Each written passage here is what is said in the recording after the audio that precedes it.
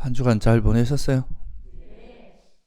오늘은 우리가 이제 수행을 하면은 제일 이제 많이 듣는 이야기 중에 하나가 불교 수행에서 이제 마음 관찰 뭐 이런 이야기 많이 듣죠, 그죠? 마음을 보라 뭐 이런 이야기를 굉장히 많이 듣고 있는데, 근데 이제 이게 생각보다 이 마음을 관찰하고 마음을 이제 알아차리는 그것이 좀 어려운 경우가 많습니다. 우리는 이제 마음을 본다고 하지만 대체로 이제 마음을 관찰하는데, 또 어떤 면에서는 또 마음에 잘 쏙는 경우가 많은데요.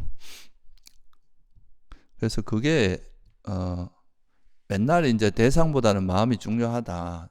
대상에 이제 빠지지 말고 우리가 마음을 봐야 된다. 이런 이야기는 이제 자주 하는데, 이 왜 그러면 실제로 현실적으로는 이제 우리가 그 자기 마음을 보는 거에 대해서 좀 어려움을 겪고, 때로는 이제 자기 마음을 전혀 보지 못하고 그 마음에 휩쓸려 버리는 이런 일들이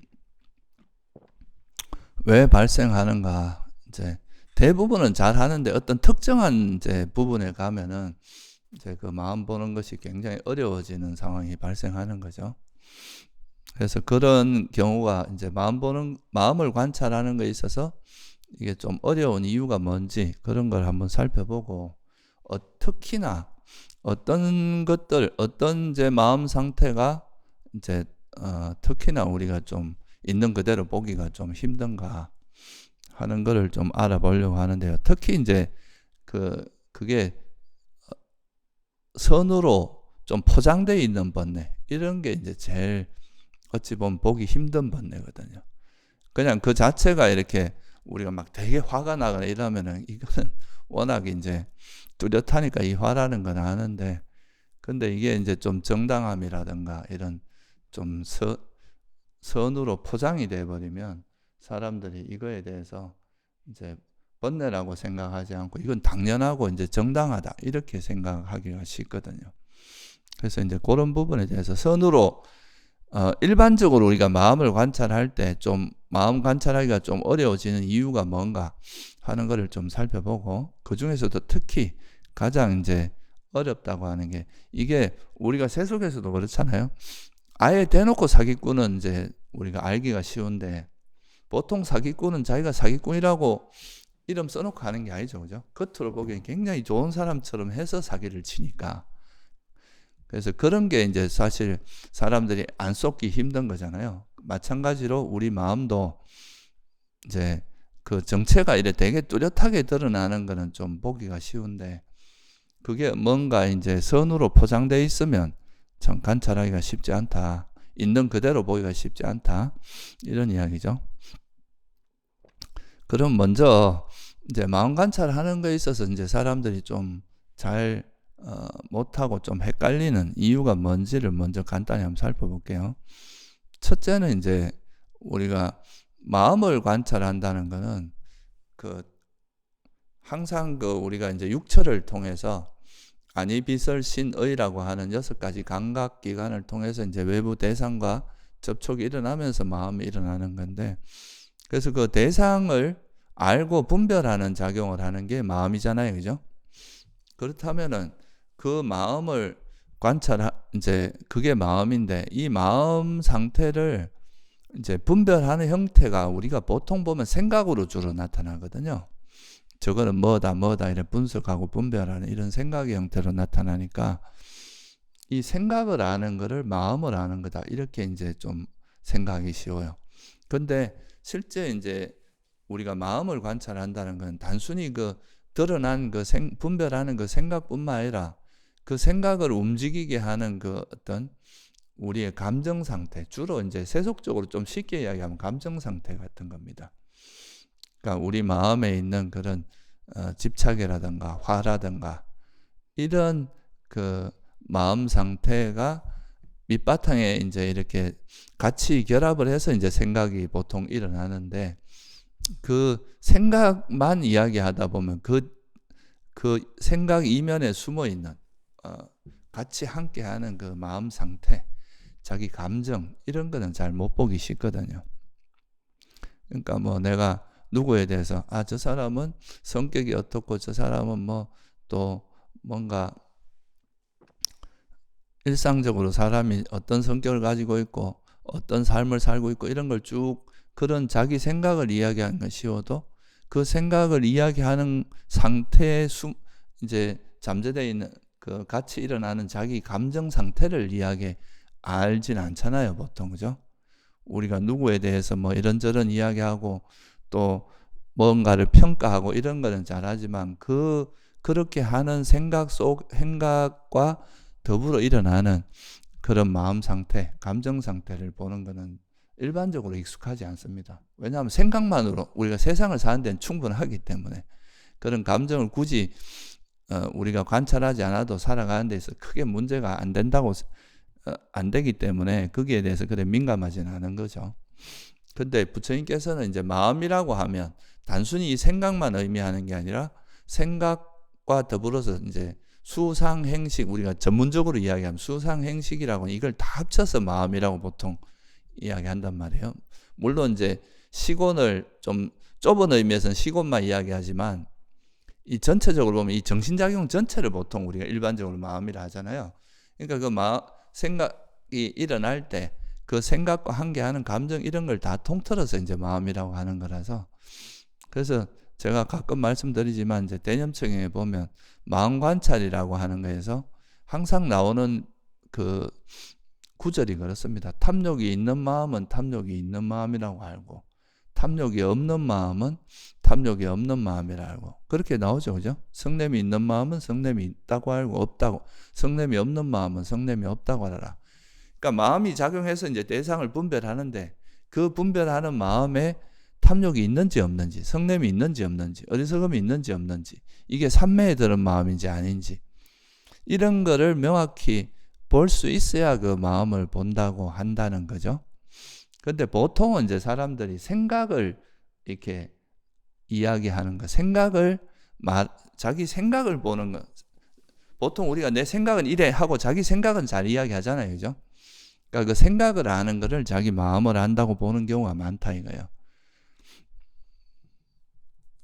특히 보면 남자들은 또 우리나라에서는 보통 남자들이 자기 감정을 드러내면 안 된다 이렇게 또 어릴 때부터 교육받는 게 있어가지고 이 자기 감정보다는 이제 그 어떤 생각의 내용을 이야기하는 건 익숙한데 그 생각에 숨어 있는 그런 감정, 그러니까 그게 보통은 이제 우리가 수행자에겐 탐욕이 있냐 없냐 이런 거를 이제 주로 성냄이 있냐 없냐 이런 거를 보는 거엔 좀 약하다. 이렇게 그게 이제 첫 번째 어려운 점이고, 둘째는 이게 이제 보통은 이제 우리가 가장 이제 많이 일어나는 그 번뇌 중에 하나가 우리 오온을 나라고 생각하는 그게 뭐라고 합니까? 유신경이라고 하죠. 그죠? 여러분들이 제일 쉽게는 내 몸을 나라고 항상 생각한단 말이에요.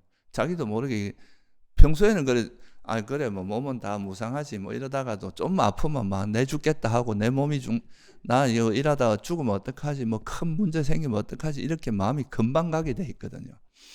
그러니까 이 몸이라고 하는 걸 또 실제 이 몸은 우리 의식에 영향을 되게 많이 줍니다. 몸이 아프면은 그게 우리 마음에 굉장히 큰 불편함을 주거든요. 그게 설사 아란이라 해도 몸이 너무 아프면 삼매에도 잘 들기 힘들다 그래요. 그만큼 이게 몸이라는 것이 우리 이제 마음에 주는 영향은 커요. 그래서 보통 처음엔 이제 몸을 나라고 생각하는 게 제일 이제 일반적으로 이건 잘 드러나는 건데, 이거는 뭐 사람들이 잘 이해할 수 있을 텐데, 근데 또 하나 이제 사람들이 잘 이해 못하는 거는 자기 이제 마음 상태 또는 생각을 나라고 하는 것이 이제 또 굉장히 대표적인 유신견이거든요. 여러분들이 뭐 내 견해라든가 내 생각, 뭐 또 내 마음 상태, 내 감정, 희노애락 이런 걸 다 이제 나라고 생각하는 유신견이 보통 이제 우리 중생들에게는 기본적으로 깔려 있거든요. 그러니까 이제 내가 예를 들어서 어떤 생각 속에 내가 이제 집착을 하고 화를 내고 또 자만이 있고 이런 거를 이제 알려고 해도 이걸 나라고 생각하니까 또 내 마음을 있는 그대로 인정한다는 거는 내가 그렇다는 걸 인정한다고 생각을 한다고요. 내가 뭐 집착이 많다거나, 내가 옹졸하다거나, 내가 또 짜증이 많다거나, 내가 화가 많다는 거, 이거를 스스로 인정해야 되고 스스로 이제 드러내는 꼴이니까 그것이 싫은 것도 있거든요. 그래서 이게 자기 마음 상태를, 또는 이거를 그냥 하나의 뭐 이게 내 모습의 전부가 아니라, 이거는 그냥 계속 변해나가는 내 모습 중에 일부니까 현재 조건에서 이런 마음이 일어난 거잖아요. 그죠?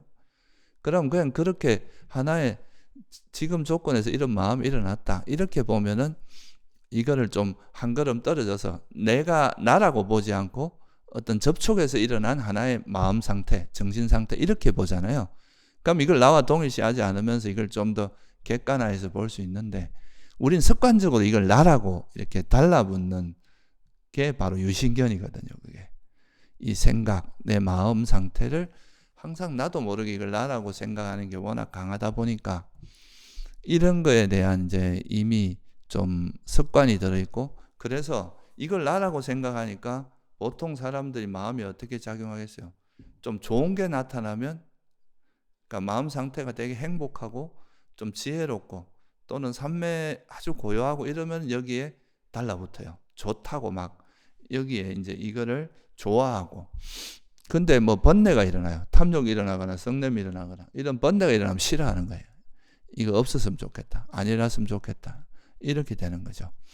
그러니까 그냥 그 일어나는 마음 상태를 있는 그대로 이래 보는 게 아니라 자꾸 이거를 이렇게 뭔가 이제 아닌 것처럼 이래 포장하고 또 그러고 싶은 마음들이 이제 작용하고, 좋은 거는 막 집착해서 더 이렇게 드러내고 싶고, 원치 않는 거는 이제 화를 내면서 그것이 안 보였으면 좋겠고 또 숨기고 싶고 감추고 싶고 이런 쪽으로 이제 작용하게 되는 거죠.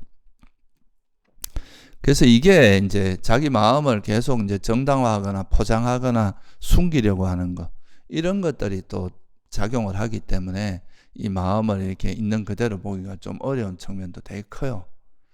분명히 사람 다 알거든요. 이게 조금만 이야기를 해보면, 이제 좀 설명을 하면 이게 분명히 어떤 마음 상태라는 걸 아는데 막상 그거를 자기 스스로 인정을 못하는 거는, 이거를 이야기하는 것이 나의 약점을 드러내고 나의 부족한 걸 드러내고 내가 이제 다른 사람한테 비난받을 수 있다고 생각하는 이런 것들이 워낙 강하다 보니까 이제 이거를 자꾸 저항을 하는 거죠.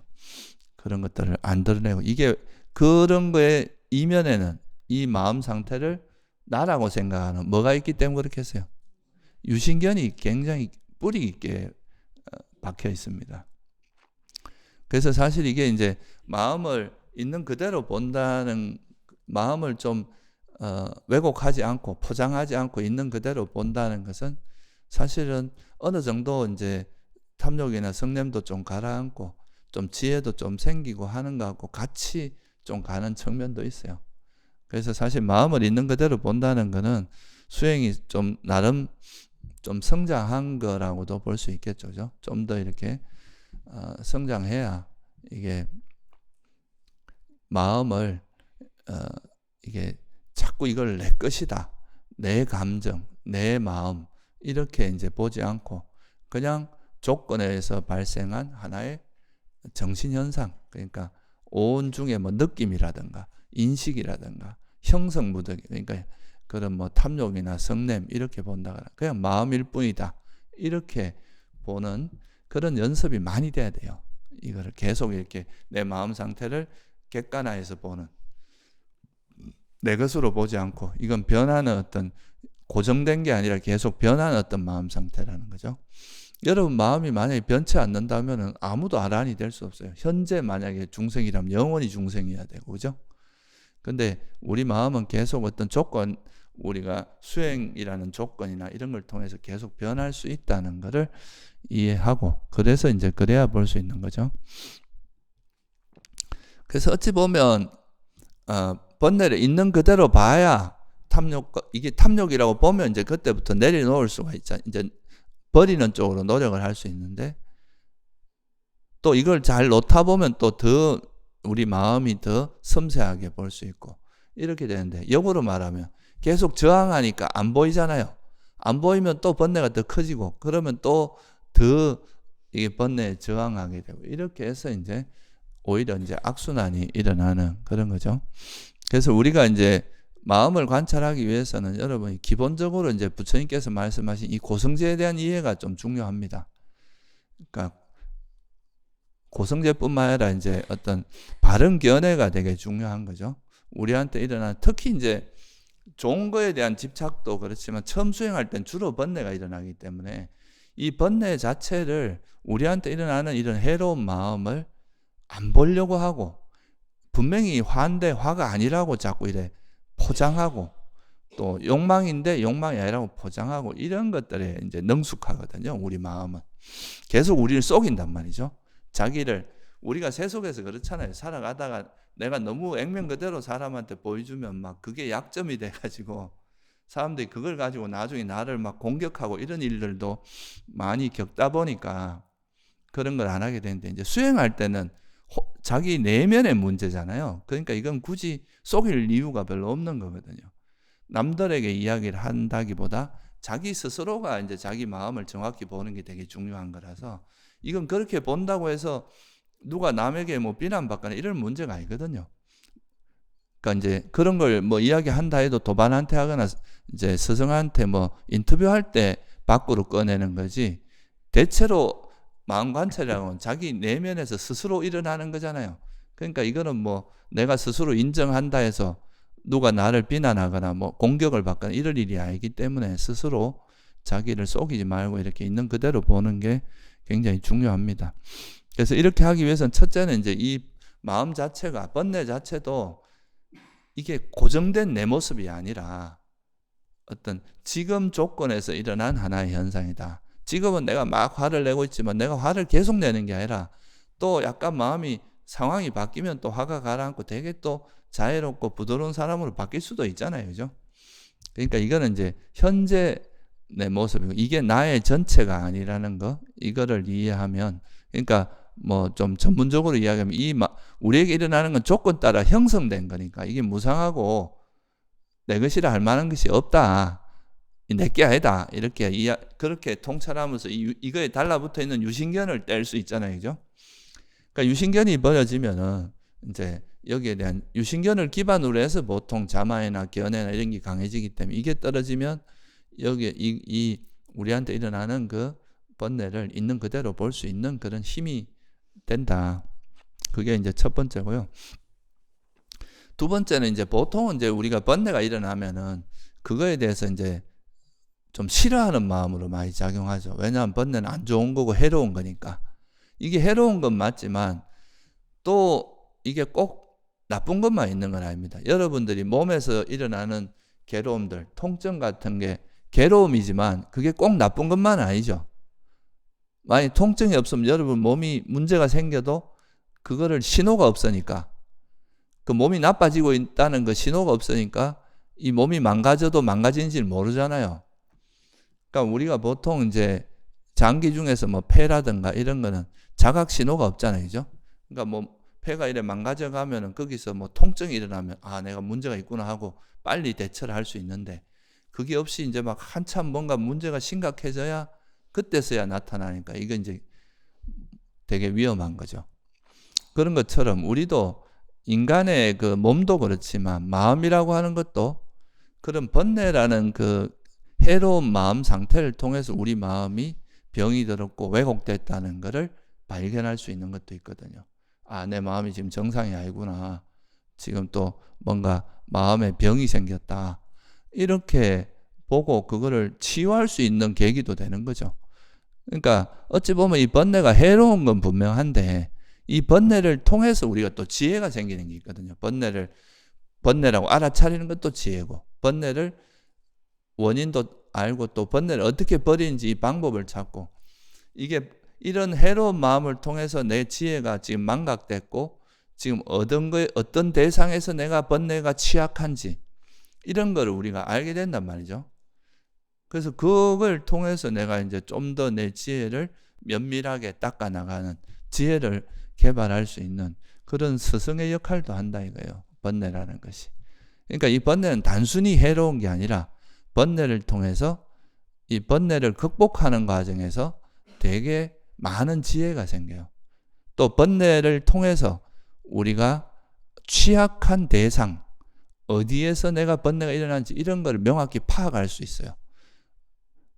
그러면 거기에다 초점을 맞춰서 우리가 또 수행함으로써 또 자기 부족한 걸 메꿀 수 있는 그런 또 장점도 있을 거 아니에요. 그죠? 그래서 이게 이제 번뇌가 해로운 거는 번뇌가 일어나는 건 해로운 거지만 이거를 통해서 우리가 지혜를 생기게 하고 이거를 통해서 오히려 우리가 발전할 수 있기 때문에 번뇌가 어떻게 보면 여러분의 수행의 스승이라고도 볼 수 있어요. 항상 옆에서 조금 방심하면 번뇌 일어나서 또 괴로움을 줘가지고 빨리 수행하게 만드는 이런 거라고도 볼 수 있는 거죠. 그래서 번뇌에 대해서 너무 이게 싫어하고 저항하지 말고 이 번뇌를 통해서 자기를 다시 재점검하고 자기 수행을 발전하게 하는 계기로 삼으면 된다 이 말이에요. 그래서 그렇게 바라보면은 좀 이 번뇌를 대하는 태도의 변화가 있어야 되는 거죠. 이게 내게 아니다. 지금 현재 그냥 조건에서 일어난 것일 뿐이고 이 번뇌는 단순히 해로운 것뿐만이 아니라 이 번뇌를 통해서 우리가 지혜를 개발할 수 있는 어찌 보면 이 스승이다. 우리 수행을 나태하지 않도록 계속 만들어주는 스승이라고도 볼 수 있다. 이렇게 이해하시면 좀 더 이제 번뇌를 대할 때 좀 더 객관화해서 바라볼 수 있는 그런 화를 안 내게 되니까 그렇게 봐야 화가 안 나거든요. 자꾸 이거 번뇌를 정으로 규정을 해버리면 이 번뇌 일어날 때 자꾸 저항을 하고 화를 내니까 이걸 있는 그대로 못 보게 하고 우리 마음도 어지럽게 하고 이렇게 이거 번뇌 일어날 때 거기에 화를 내는 건 이 번뇌에 휩쓸리는 겁니다. 번뇌를 알아차리는 게 아니고. 그렇죠, 그죠? 그래서 그런 거를 통해서 우리가 좀 이런 걸 주의하면서 이제 마음을 관찰하면 좀 마음 관찰하는 데 도움이 많이 됩니다. 첫째, 생각만 보는 게 아니라 생각 속에 있는 자기 그런 감정 상태, 탐욕이 있는지 없는지, 성냄이 있는지 이것까지 봐야 그 마음을 보는 거다는 거. 마음을 나와 동일시하지 말고 마음을 나라고 생각하는 그런 유신견을 내려놓고 그냥 단지 현재 조건에서 일어난 마음일 뿐이다. 이렇게 바라보는 거. 그리고 이제 특히 번뇌가 일어날 때는 그거에 대해서 화를 내기 쉬운데 이 번뇌에 대해서 화를 내지 말고 이 번뇌가 우리 지혜를 개발하게 하는 일종의 스승이다. 이 번뇌 자체는 해롭지만 번뇌를 통해서 우리가 지혜도 개발되고 번뇌가 성장할 수 있는 그런 좋은 스승의 역할을 한다. 항상 우리를 채찍질하는 그런 역할을 한다. 이렇게 바라보면 좀 더 번뇌를 보기가 쉽습니다. 그러면 특히 이제 우리가 우리 마음에 대해서 이제 우리가 이해를 하려면 우리가 살다 보면 이제 선한 사람도 있고 불선한 사람도 있는데 이제 불선한 그런 좋은 사람도 있고 나쁜 사람도 있지만 또 어떤 사람은 좋은 척하면서 아주 나쁜 생각을 가지고 있는데 좋은 척하고 다가오는 이런 것도 있을 거 아니에요, 그죠? 사기꾼처럼. 그런데 마찬가지로 우리 마음도 자기 마음 상태가 되게 이제 뚜렷한 것도 있지만 아닌 것 같으면서 선으로 이제 포장한 그런 불선 이런 마음들이 많습니다. 이런 건 이런 걸 또 파악하기 위해서는 어떤 게 필요하냐면 우리에게 일어나는 그 겉모습이 아니라 우리에게 일어나는 마음의 실상을 보는 힘이 있어야 돼요. 이걸 우리가 뭐라고 합니까? 이 마음의 실상을 보는 것을 다른 말로 하면 법을 본다 이렇게 이야기해요. 그러니까 이것에 드러난 그 껍데기가 아니라 그것의 실제의 모습이 뭐냐 이거죠.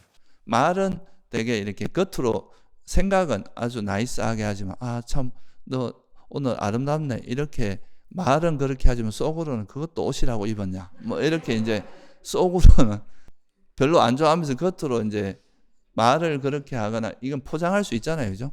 그리고 사기꾼도 막 이거 좋은 거라고 말을 하지만 그 속에는 숨은 거는 내 욕심을 채우기 위해서 상대에게 이빨은 소리라고 이런 게 있을 거 아니에요, 그죠? 아주 달콤한 이야기를 해서 상대를 현혹시키는 거. 그런 것처럼 우리 마음도 그런 게 있다는 거예요. 그런 거에 대표적인 몇 가지를 한번 살펴보면서 여러분들이 우리가 마음이 이렇게 우리를 현혹시키고 우리 마음이 이제 그렇게 나를 스스로가 이 마음에 속을 수 있는 그런 일이 많다는 거, 그거를 보면서 그런 마음에 속지 말고 이걸 정확하게 아무리 이렇게 아름다운 걸로 포장해도 탐욕은 탐욕이고 성냄은 성냄이고 이렇게 보는 힘이 있어야 되거든요. 그 몇 가지 경우를 한번 살펴볼게요. 첫째,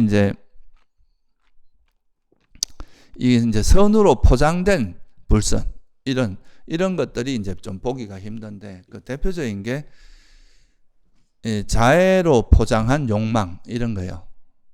자애라는 마음을 앞으로 내세우면서 실제로는 자기 욕망이 이렇게 같이 함께 하는 경우가 있어요.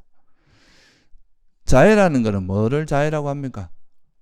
우리가 타인이 행복하기를 바라는 마음, 타인이 괴롭지 않고 타인에게 고통이 없고 행복하기를 바라는 마음이잖아요. 그죠?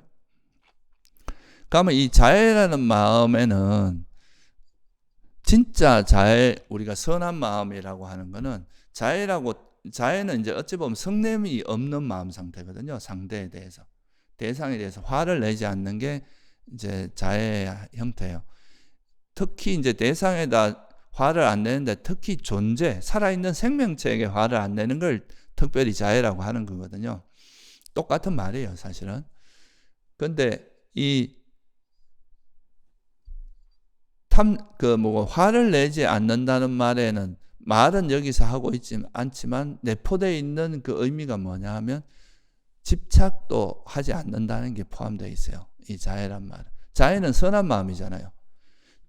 성냄은 없는데 집착이 있다 이러면 이건 탐욕이지 자애가 아닌 거죠. 그죠? 탐욕도 없고 성냄도 없는 마음을 우리가 보통 선한 마음이라 하거든요. 탐욕이나 성냄이 있으면 이건 선한 마음이 아니잖아요. 그죠? 근데 이제 선한 마음의 가장 기본은 탐욕도 없고 성냄도 없는 마음 상태예요. 그러니까 자애라는 건 성냄이 없는 마음 상태지만 여기에는 항상 욕망이 없고 탐욕이 없는 것도 이미 내포되어 있는 마음 상태다. 여기에 탐욕이 있으면 이거는 자애가 아니다 이 말도 되는 거죠. 그죠? 근데 이거를 우리가 보통 뭐로 이제 표현하냐면, 보통 남이 잘 되기를 바란다는 거는 이제 자애의 마음 상태인데, 남이 잘 되기를 바란다고 이렇게 계속 이야기를 하면서, 근데 내가 이렇게 네 잘 되기를 바라는 마음으로 이렇게 했으면 좋겠어 라고 하는데, 상대가 그 마음을, 그런 거를 받아들이고 그냥 그대로 하면 다행인데, 그렇게 안 하면은 어떤 마음이 일어날 수 있어요? 섭섭하고 서운하고 화가 나고. 이러면 이거는 그 마음에 탐욕이 있다고 봐야 돼요? 없다고 봐야 돼요? 만약에 집착이 없으면 상대에 그냥 이렇게 말을 알려줄 뿐이지, 그걸 하고 안 하고는 그 사람의 몫이잖아요. 그러면 우리가 거기에 대해서 강요하거나 그걸 내가 통제하려고 하거나 이렇게 하지 않는다 이거죠. 그건 이제 부처님을 예로 들어보면 알 수 있어요. 부처님께서는 중생들을 제도하기 위해서 이제 이래 자비심을 가지고 있잖아요. 그래서 어떤 뭘 잘못을 했을 때 그건 너에게 해로우니까 이렇게 해라 라고 했는데 그 사람이 안 들어. 그러면 이놈의 자식 내가 말하는데 안 듣고 이렇게 하지 않죠. 그죠?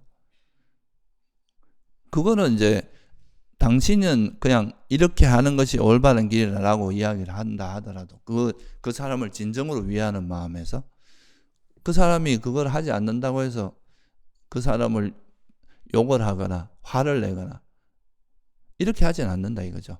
혼낼 수는 있어요.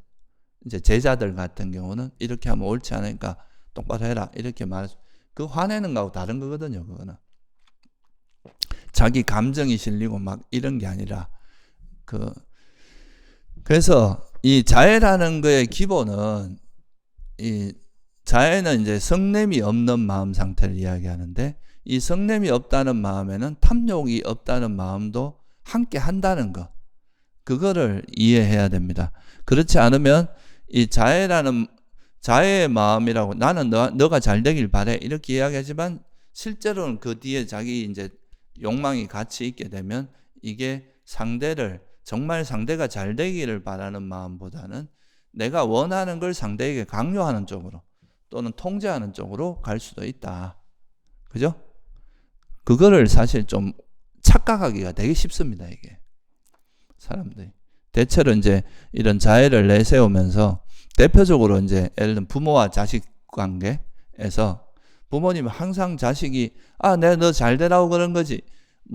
네 문제 되라고, 네 잘못 되라고 하는 거냐. 이렇게 하는데 실제로는 보면 그게 진짜 그 자식이 잘 되기를 바라는 마음도 없진 않겠지만 거기에 이제 자기 욕심이 개입하게 되면 이제 강요가 된단 말이죠. 그게 자식들에게 이렇게 안 하면 안 되고. 그리고 또 그렇게 했는데 말을 안 들어. 그러면 어떻게 돼요?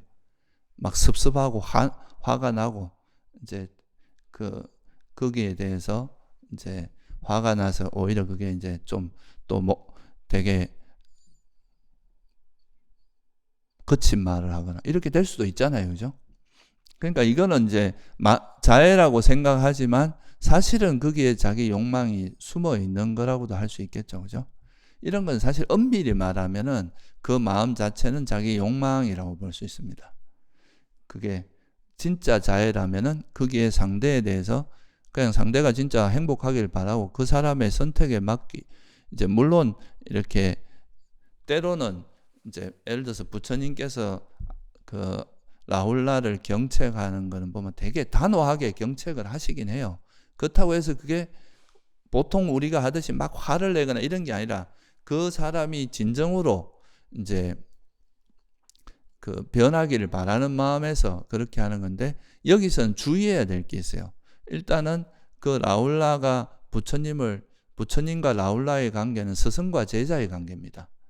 그래서 라훌라가 부처님의 가르침을 받아들일 자세도 돼 있고 또 그렇게 이거는 이제 또 스승의 입장에서는 제자를 가리켜야 되는 입장이니까 제자가 잘못된 길을 갔을 때 화내지 않으면서 경책을 해야 될 의무가 있는 거죠.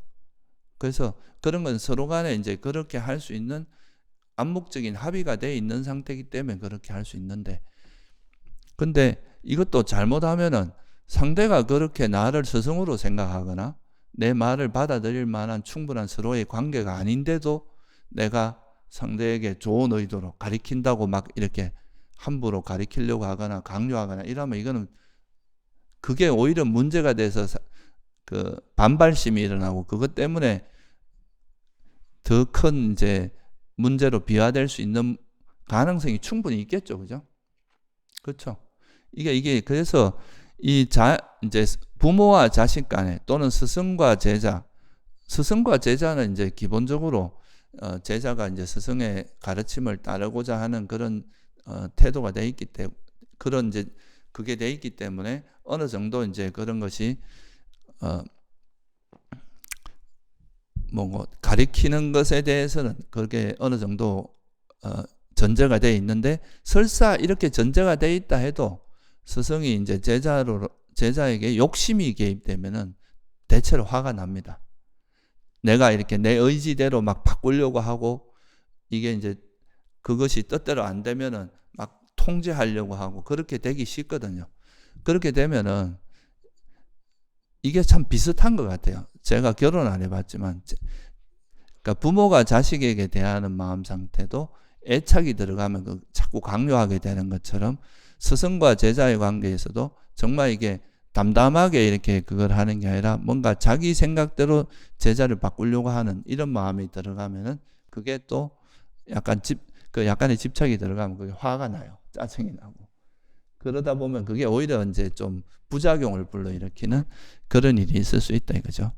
그래서 이런 마음 상태는 엄밀하게 바라보면 자애로 포장된 욕망이다. 그것이 비록 미세할지라도 그거를 명확히 봐야지. 그렇지 않으면 이거를 자애라는 이름 하에 계속 어떻게 하겠어요?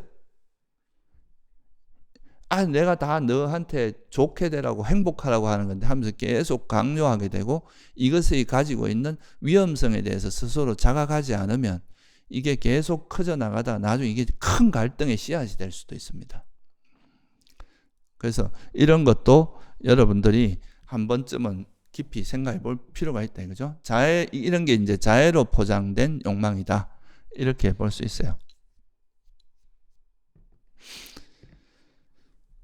또 이게 이제 수행자들 같은 경우는 특히나 이제 뭔가 알아지면 이 좋은 걸 남한테 전해야 돼. 이런 또 뭐 나름 그 뭐랄까 그 사명감 같은 걸 가지고 막 이렇게 남한테 자꾸 이제 좋은 말이니까 전하려고 하는데, 그런 것도 아까도 말씀드렸듯이 상대를 진짜 배려를 많이 하고 해야 돼요.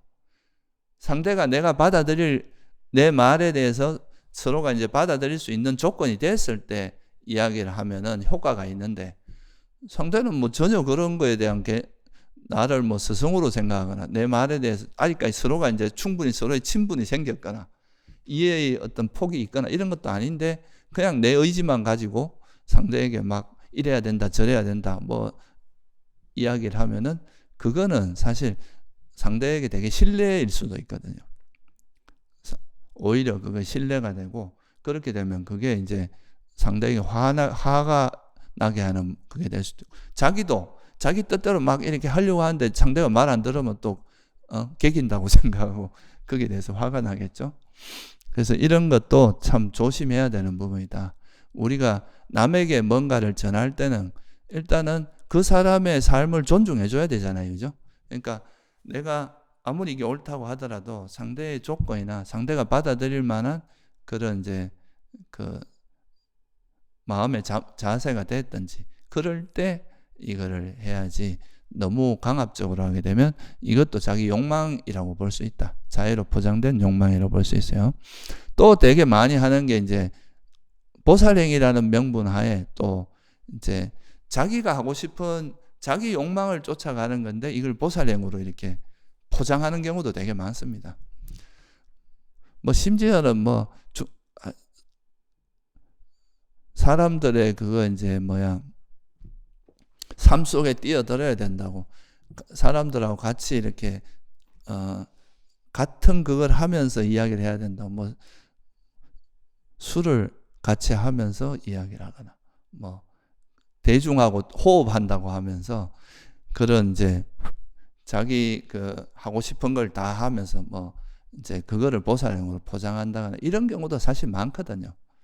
그러니까 이것도 정말 그런 마음으로 하는 사람도 있을 수 있어요. 정말 이렇게 아란이 돼서 나는 뭐 그런 거 없으니까 일반 민중의 삶에 뛰어들어서 같이 호흡하면서 이래 한다. 이거는 뭐 충분히 맞는 이야기지만, 자기 번뇌가 여전히 있는 상태에서 자기 욕망을 쫓아가면서 막 같이 술도 마시고 노래도 부르고 이런 걸 가지고 보살행이라고 이제 자기 욕망을 쫓아가는 걸 보살행으로 포장하는 거, 이런 것도 이제 이게 욕망은 욕망으로 알고 그래야 이걸 멈출 수가 있잖아요.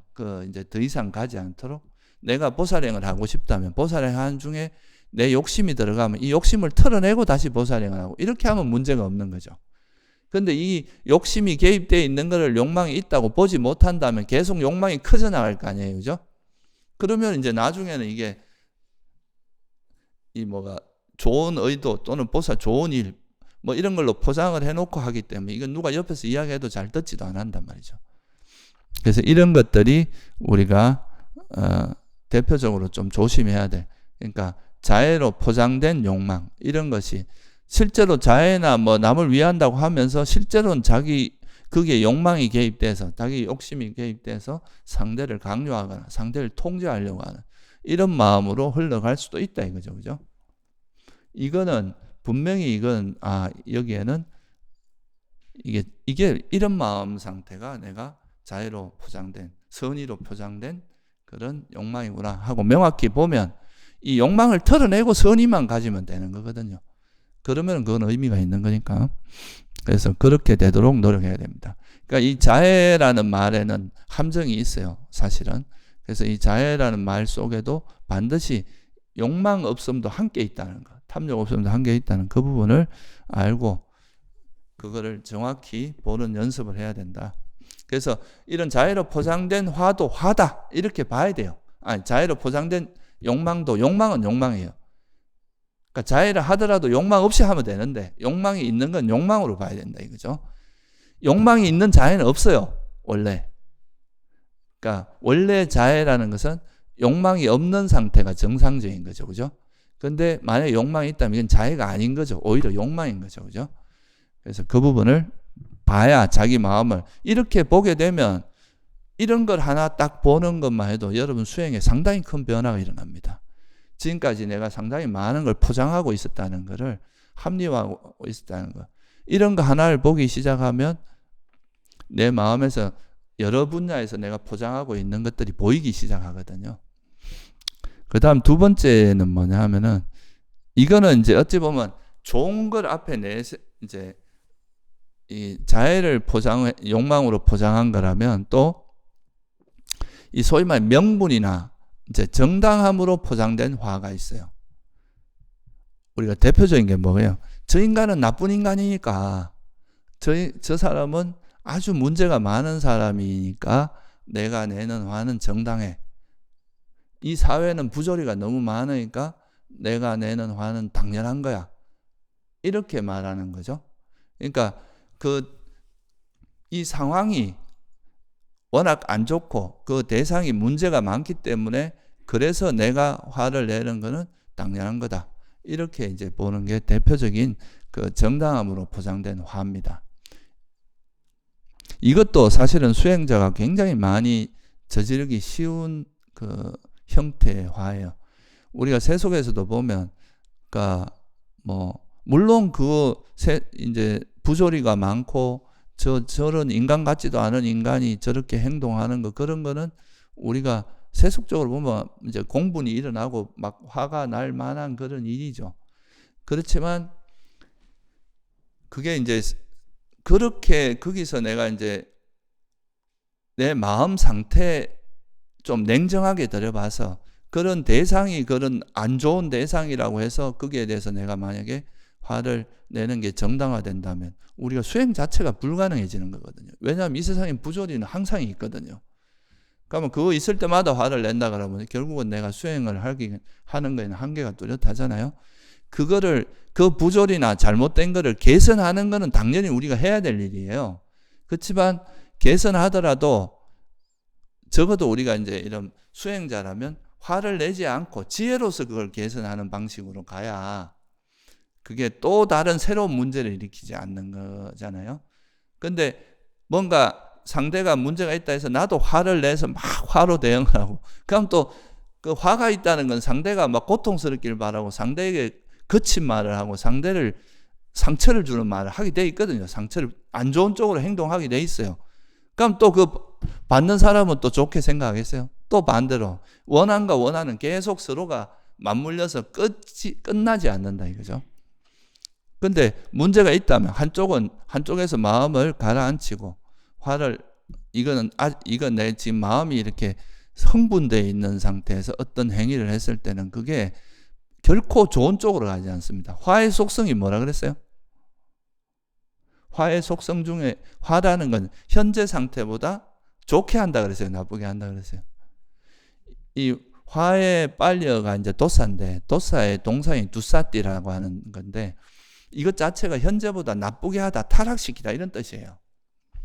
그러니까 화라는 건 현재 상태를 좋게 만드는 게 아니고 더 악화시키고 더 안 좋은 쪽으로 간다 이거예요. 그래서 개선을 하더라도 일단 마음을 진정시키고 화가 가라앉은 상태에서 지혜로서 대처하면은 그거는 이제 문제를 해결할 수 있지만 화로 대처하는 경우는 그게 문제를 자꾸 키우고 커져나가지 결코 이제 이게 제대로 해결되지 않는다 이거죠. 보통 화가 나거나 이제 번뇌가 좀 이렇게 치성할 때는 납작 엎드리고 있는 게 최고입니다. 아무것도 안 하는 게 제일 좋아요. 그때 뭘 하면은 이건 하면 할수록 문제가 자꾸 꼬이거든요. 근데 꼬이기 시작하면 해놓은 게 또 내가 저질러 놓은 게 많잖아요. 화가 났을 때는 자꾸 뭔가 남에게 뭔가 안 좋은 소리를 하고 막 이런 것들을 많이. 그럼 나중에 이걸 주워 담으려면 또 내가 나를 인정하기가 되게 어려워지거든요. 그러니까 이제 나중에는 이게 어느 정도 많이 이렇게 진행이 되다 보면 더 이상 멈출 수가 없어요.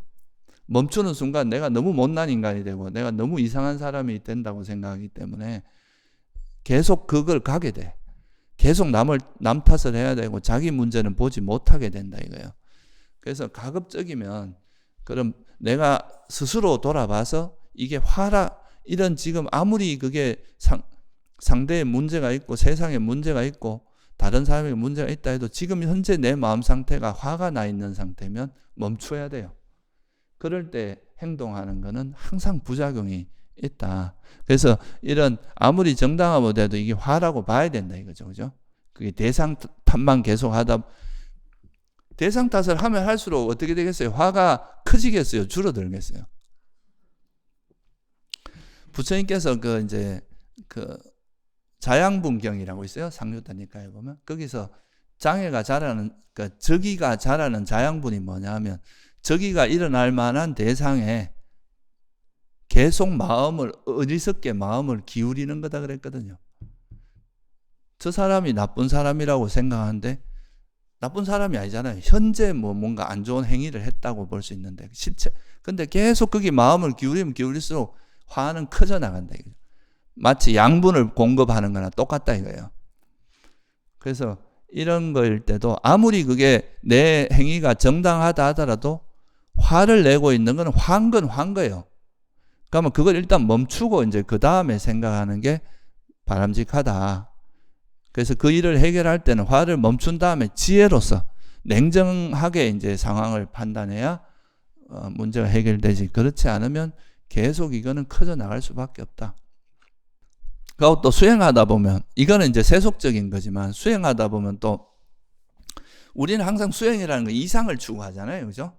보통 부처님 같은 분, 아라한들 이런 분들은 번뇌도 없고 막 완전 인격적으로 완벽한 것 같고 이렇게 생각한단 말이죠. 그러니까 거기에 이제 기준을 맞춰가지고 이제 항상 생각을 하기 쉬운데 그 기준에 보면 주변에 있는 수행자들 보면 막 정말 이게 오염도 많이 되고 막 청정하지 않은 삶을 살고 또 이렇게 저 사람은 왜 저렇게 화가 많고 저 사람은 왜 저렇게 집착이 많고 이렇게 생각하는데 근데 여러분 한번 생각해 보세요. 여러분들이 수십 년을 그냥 이렇게 일반적인 삶을 살아오다가 갑자기 수행을 한다고 마음이 싹 바뀝니까? 그리고 또 출가를 한다고 해서 갑자기 그 세속에서 번뇌가 많던 사람이 성복만 딱 입는다고 번뇌가 없어져요? 그게 아니잖아요. 그죠? 누구나 이 현재 상태에서 이제 수행을 하면서 변해 가야 될 시간이 필요하거든요. 그렇잖아요. 이상은 당장 실현되는 게 아니에요. 절대로. 이상과 현실은 갭이 엄청 큽니다. 근데 그 이상을 기준으로 두고 현재 다른 수행자나 이런 다른 사람들이 그게 기준에 못 미치다고 그 사람을 비난하기 시작하면 비난 안 받은 사람은 아무도 없을 거예요. 다 아라한 아니면 다 비난받죠. 설사 아라한이 와도 우리 기준에 안 맞는 모습이 있을 수 있습니다. 그래서 이런 것도 보통 보면은 이제 어떤 기준을 정해놓고 그 기준 자기가 이거는 또 이렇게 수행자가 이래야 돼라고 하면 이거 틀린 말은 아니잖아요. 욕망이 없어야지, 성냄이 없어야지 이렇게 하면 틀린 말은 아닌데 그렇게 하고 비난하면은 사실 그 상대는 그거에 대해서 뭐라고 말하기 어려워요. 제일 좋은 수단인 거예요. 이게 어찌 보면 남을 비난하기. 근데 그렇게 말하는 자기 자신을 한번 돌아보면 자기는 그러면 그 기준에서 어떻다고 봐야 정말 그 기준처럼 살고 있느냐 하면 그렇지도 않거든요. 자기도 여전히 탐욕이 많고 성냄이 많고 어리석고 이런데 자기한테는 그런 기준을 적용하지 않고 타인에게만 그런 걸 적용하고 다른 수행자에게만 그런 걸 적용해서 막 비난하고 이렇게 하는 것은 별로 바람직하지 않습니다. 그렇게 하는 그것도 이제 어찌 보면 자기의 이게 잘못하면은 자기 분노를 이렇게 정당화하는 수단이 될 수도 있어요. 남들을 비난하기 좋고. 그래서 보면 절집안에서 우리가 이 수행하는 집단에서 보면은 잘못하면 사람들이 이제 수행하면서 막 시행착오도 하게 돼 있잖아요. 그죠? 그러면 그런 거를 좀 보듬어 주고 저렇게 저렇게 하면서 크는 거지. 여러분 어린애들 실수한다고 막 어린애한테 가서 이놈의 자식 왜 했어? 막 때리고 이러지 않잖아요. 아니 애니까 그렇지 하고 이제 좀 봐주고 그 사람이 성인이 돼도 그런 소리를 그렇게 하면 그거는 문제가 많죠. 근데 이제 어린애가 이렇게 자기도 모르게 이래 실수하고 뭐 이런 거는 또 우리가 너그럽게 봐주는 게 있잖아요. 그죠? 그런 것처럼 이 수행자들도 정말 이렇게 악의적으로 나쁜 짓을 하고 이런 게 아니라 뭐 수행이 아직 덜 돼서 뭔가 부족하고 나름대로 노력하는데 아직 안 돼서 그런 것들은 사실은 좀 기다려주고 이해해 줄 필요도 있거든요. 근데 이게 잘못하면 이 잣대를 막 되게 이렇게 높은 이상적인 잣대에다 사람을 이제 해서 저 사람은 뭐가 어떻고 저 사람은 뭐가 잘못됐고 이렇게 이제 하다 보면 그게 이제 오히려 이런 게 바로 이제 정당함으로 포장한 화예요. 자기 화를 그런 식으로 이제 정당화해서 이야기하는 거 이런 거는 바람직하지 않다 이거예요. 그래서 뭐 저 사람은 이제 선정도 없고 개도 없고 지혜도 부족하고 막 이렇게 이제 하면서 그 사람을 비난하고 이런 것들은 사실 겉으로 보면 되게 좋은 말을 하는 것 같지만 실제로 그 내면에 보면은 화가 계속 움직이는 거거든요. 그래서 그런 걸 자기가 화라는 거를 아무리 정당함으로 포장해도 그게 내 마음에서 일어난 화라는 걸 이렇게 스스로 인정을 하고 정확히 들여다봐야 이거 개선이 가능해요. 그렇지 않으면은 이걸 계속 이 정당함으로 포장해서 계속 화를 내면서도 이 화를 멈출 수가 없게 되는 거죠. 왜냐하면 내가 하는 이 정당하니까, 옳다고 생각하니까 더 계속 가는 거라. 이런 마음을 화라고 보는 게 바로 정말 지혜입니다. 이걸 이렇게 보기가 쉽지가 않거든요. 근데 이렇게 볼 수 있는 게 굉장히 중요하다는 거. 그리고 우리가 이제 바른 견해를 가진다는 거하고 바른 견해에 매이고 집착한다는 건 틀린 이야기입니다. 그러니까 바른 견해를 가지는 거는 진짜 중요하고, 그런데 내가 바른 견해를 가졌는데 저 사람이 이제 바른 견해를 가지지 않았다고 해서 그 사람을 비난하고 깔보고 무시하고 이렇게 하는 게 그게 올바른 이게 바른 견해겠어요? 바른 견해에서는 바른 견해로 말하면 뭐예요? 집착이나 화나 자만 이런 것들은 괴로움에 일어나는 거니까 그거는 그 마음을 일으켜서는 안 된다고 하는 게 바른 견해입니다. 그죠? 그게 집성제에서 이야기하는 거 아니에요. 그죠? 이건 해롭다.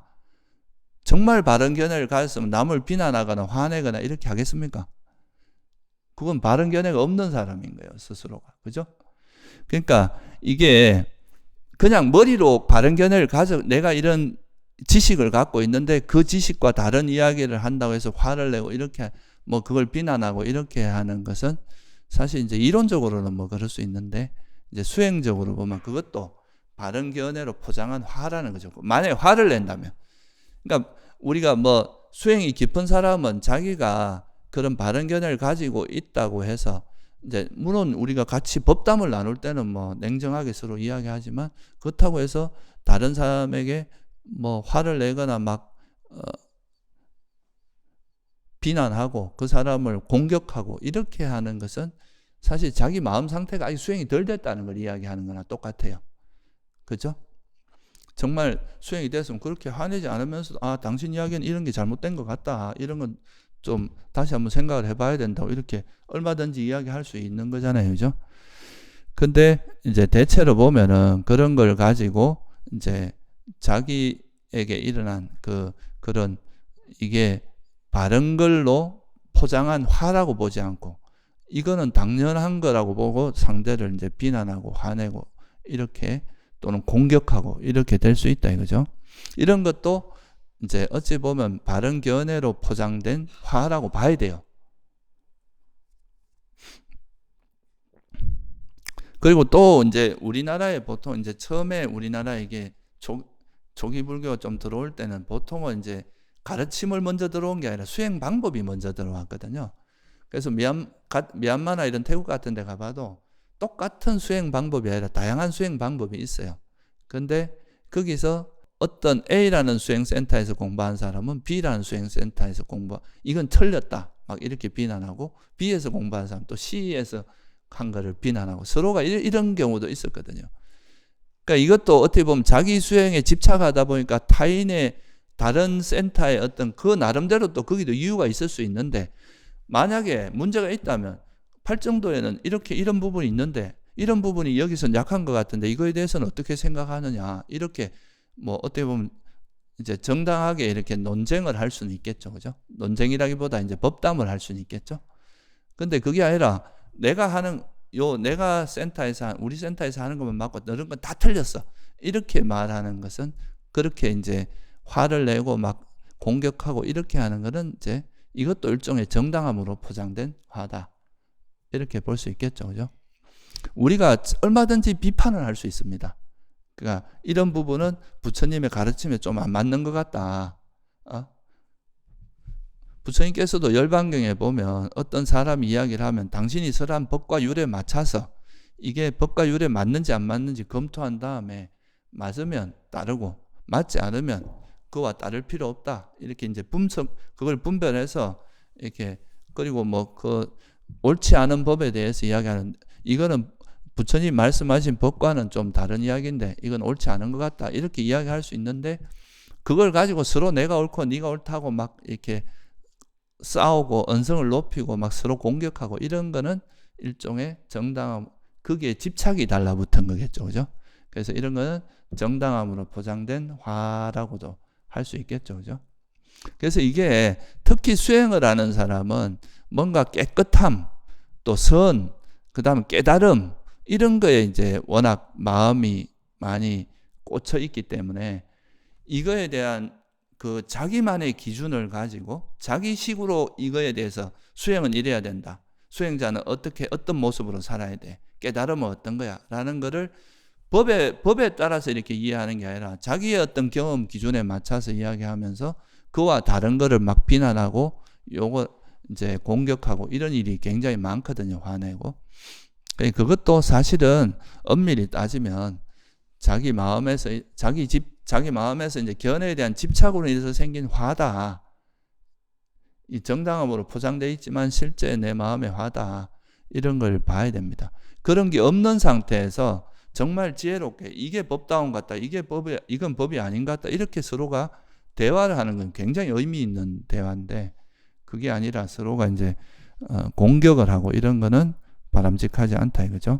이런 게 이제 전형적으로 이제 그 올바른 수행, 올바른 견해, 이런 걸로 정당함으로 포장된 화예요.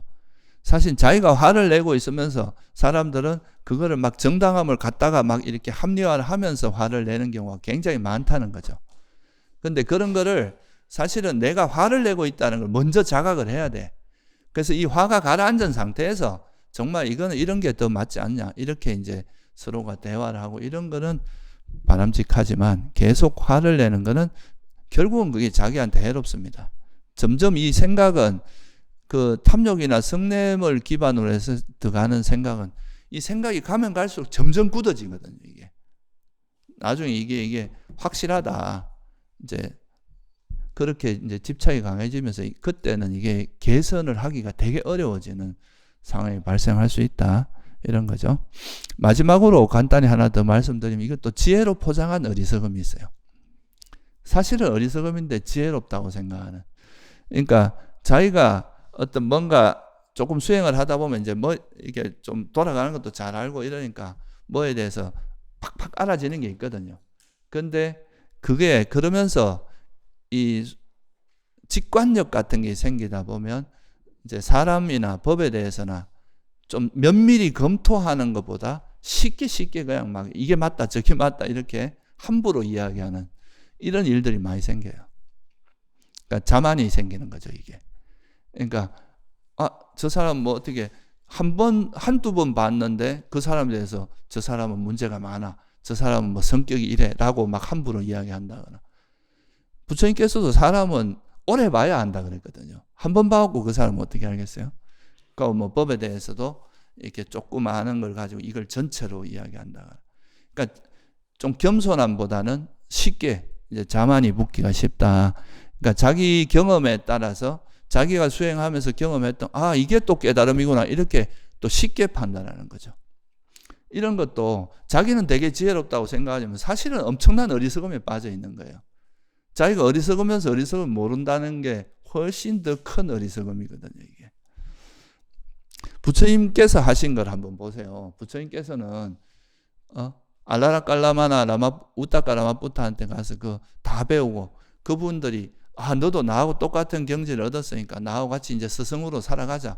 이래도 당신이 그런 이제 환대를 받고 이래도 내가 얻은 이게 진짜 내가 말하는 깨달음인가를 면밀히 검토해 보니까 아닌 거예요. 이거는 무쇠죄나 비비상처에는 태어날 수 있지만 괴로움의 소멸이나 염호로 인도하지 못한다. 해탈로 인도하지 못한다. 그러니까 떠나는 거죠. 그러니까 그 경험을 그냥 쉽게 하는 게 아니라 이것이 진짜 옳은 건지 아닌지를 되게 신중하게 함부로 하지 않고 좀 면밀하게 검토하는 이런 게 있잖아요. 근데 이게 이제 좀 어리석은 사람들의 특징이 이제 자기가 어리석다는 걸 모르는 게 어리석음의 특징이거든요. 어리석은 걸 알면 어리석은 사람이 아니에요. 그러니까 이제 함부로 하는 거죠. 조금 얻은 걸 가지고 많이 아는 것처럼 행동하고 쉽게 행동하고. 그러니까 그게 이제 어찌 보면 그 자기의 의식 수준을 이야기해 주는 거라고도 할 수 있어요. 그래서 이 어리석음 사실은 지혜롭다고 하지만 이제 내용은 어리석음으로 가득 차 있는 경우가 굉장히 많거든요. 이 수행하다 보면. 그래서 그러고 또 그런 경우도 있잖아요. 나는 좋은 의도로 했는데 뭐 그게 이제 타인에게 좀 타인이 반발을 하고 하면 나는 이 좋은 의도를 했는데 왜 자꾸 말 안 들어? 이렇게 생각할 수도 있는데 아무리 좋은 의도를 한다 해도 이 말이 부처님께서도 말씀하실 때 내가 이 하는 말이 상대에게 이익이 되는지 안 되는지 살피고 이익이 된다고 해도 또 그게 사실인지 아닌지도 살피고 이익이 되는지 안 되는지 살피고 이익이고 사실이라도 이게 그런 말을 해서 말할 수 있는 상황인지 적당한 조건인지를 살펴서 말하라 그랬단 말이죠. 이게 참 쉬운 일이 아니에요. 이게 근데 그렇게 해서 내가 만약에 이제 이렇게 말을 했는데 그게 상대에 대해서 잘 몰라서 뭔가 상대에게 그 안 좋은 반응이 오면 또 그걸 내가 집착하지 않으면 얼마든지 개선할 수 있는 거죠. 내가 잘못 이해했구나. 그러면 앞으로는 이렇게 하면 좋겠다. 이렇게 될 수 있는 건데 그게 아니라 이제 어리석음이 함께 하게 되면 집착하거든요. 자기께 맞다고. 자기 생각이 옳다고 집착하면 이 어리석음과 집착이 함께 하게 되면 그 말을 안 받아들이고 자기 주장만 계속 하게 되지 그 자기의 어떤 잘못을 자기가 어리석었다는 걸 인정을 못 한다 이거죠. 그죠? 그래서 이런 것들이 제가 이제 말씀드린 그러니까 뭐 예를 들어 자애로 포장된 탐욕이라든가 정당함으로 포장된 화라든가 이런 지혜로 포장된 어리석음 이런 것들을 있는 그대로 뭐 포장이 됐든 안 됐든 포장지가 아무리 화려하든 그 안에 들어있는 게 탐욕이면 탐욕으로 봐야 되는 거예요. 또 이것이 아무리 뭐 좋은 걸로 정당함으로 포장돼도 그 안에 내 마음 상태가 화라면 화가 있는 마음으로 봐야 된다 이거죠. 어리석음이 있다면 어리석음이 있는. 그러니까 이런 경험을 여러분들이 수행 중에 어떤 몇 가지 상황에서 한 번만 해도 굉장히 큰 발전이 있습니다. 이거는 자기 마음을 솔직하게 인정하는 용기도 필요하고 지혜도 필요하고 한 거거든요. 그런데 이 어리석은 사람들은 자기가 분명히 잘못한 걸 알면서도 그걸 인정을 못합니다. 계속 고집하고 우기고 포장하고 이렇게 되기가 쉽습니다. 그래서 오늘 제가 말씀드린 건 우리가 이제 마음 관찰하는 것이 사실은 수행에서 가장 중요한 거거든요. 이게 모든 수행의 그 끝은 마음 관찰로 가게 돼 있어요. 결국은 자기 마음을 봐서 이 마음에서 탐진치를 버리는 게 수행이거든요. 그런데 이 탐욕이나 성냄이나 어리석음이 얼마나 교묘한 놈인가 하면 수행을 하면 할수록 더 교묘하게 사람들을 속이거든요. 그래서 이런 거에 대해서 스스로 속지 않고 이런 거를 이제 좀 볼 줄 아는 정도 힘이 생기면 상당히 수행에 힘이 생긴 거예요. 그거는 자기에게 속지 않는 거고 이제 사실 그대로 보는 힘이 상당히 생긴 거죠. 그래서 이런 것들을 마음을 관찰할 때 특별히 이런 부분에 좀 주의를 하면서 마음을 관찰하시면 자기 마음 관찰하는데 좀 더 많은 도움이 되지 않을까 그렇게 생각합니다. 오늘은 여기서 마치겠습니다.